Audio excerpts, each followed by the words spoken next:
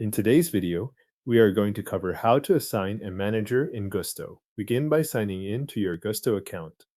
Once you are on the main dashboard, look for the navigation options that give you access to employee records.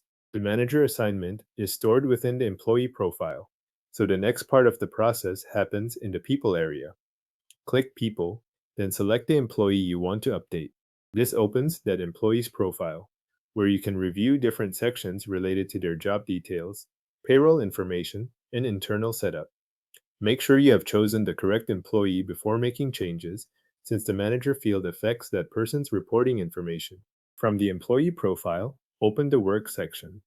This is where Gusto keeps the employment details connected to the person's role and reporting structure.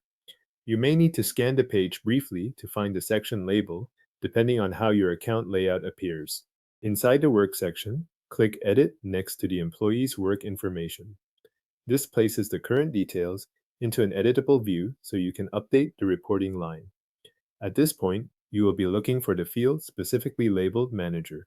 Find the Manager field in the Work Information area.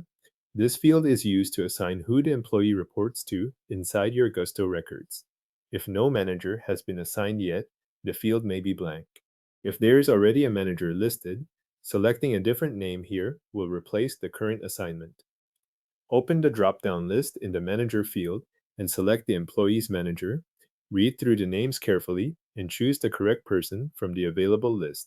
The options shown here are based on the employees in your account, so use the drop-down rather than typing in outside information. After selecting the manager, review the updated reporting information on the screen. This is the point where you confirm that the employee name is correct and that the manager you selected matches the reporting relationship you want on file.